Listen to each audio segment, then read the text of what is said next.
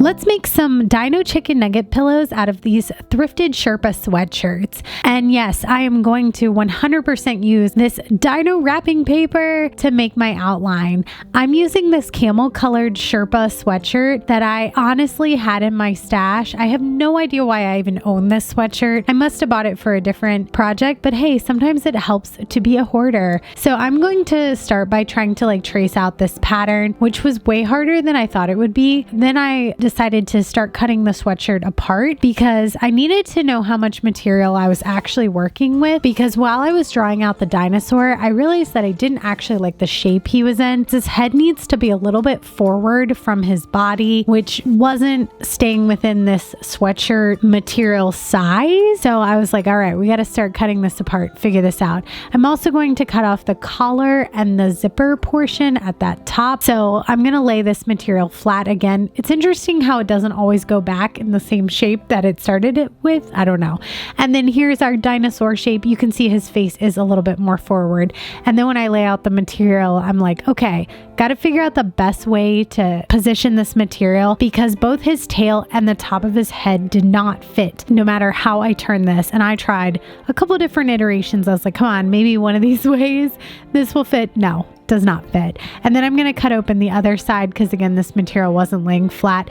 This material in particular is super stretchy. So if you're a beginner sewer, just keep that in mind that you might want to use a woven fabric with it. And I'm going to pin these sleeves right sides together to the base of the fabric. And I found that this material, because again, it's stretchy, was actually easier to serge rather than using my actual sewing machine. I don't know if my sewing machine just being mad today or what happened, but I ended up using my serger with everything. Then I'm going to lay my dinosaur back out, and I'm using these ceramic objects that I have as paperweights. One is a funny pumpkin. I love Halloween. My scissors have pumpkins on them too.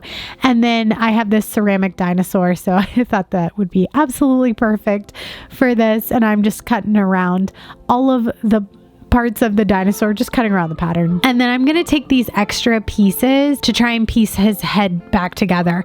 And I actually did this two ways. On one part, I pieced kind of in the middle of his head.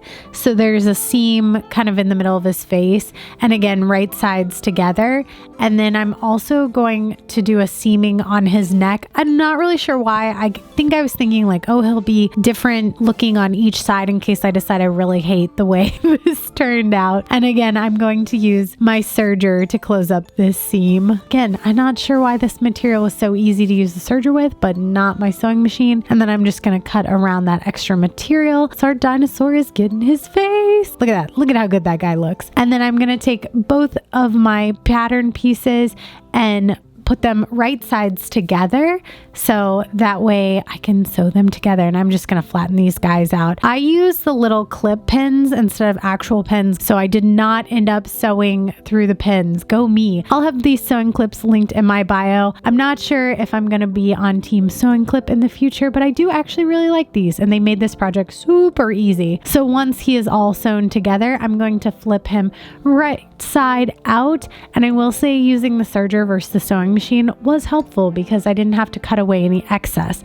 If you're using your sewing machine, you might want to cut away the excess, especially around any of the corners where the material would bunch up. And I'm going to use my fingers and just kind of rub along the seam to make him look super cute. And then I'm going to take these Target pillows. The Target ones are my favorite. I don't know why. These are $4. They're better than the $2 Walmart ones. I can't tell you why. The stuffing is just slightly better in the Target ones. And then I'm just going to pull this apart to make these kind of into like smaller chunks. And then I'm going to fill my dinosaur with it. And I want to make sure that he doesn't get too fluffy because he's supposed to be a chicken nugget, which are kind of flat. He's not supposed to be super round like the way a stuffed animal would be. And again, my material is really stretchy. So just be wary if your material is as stretchy as mine. You just want to make sure you're either not overstretching the material, or you can use a woven fabric. Like I could have used the pillowcases on the inside and then he wouldn't have been so stretchy. Now, because this material is extremely forgiving, I actually left the top of him open, which normally you would want to hide this seam under his tail or under the middle of him.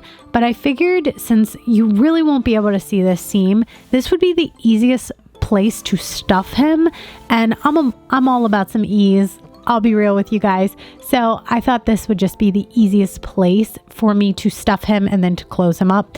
And I think he ends up looking super great. So I'm just doing a whip stitch back and forth.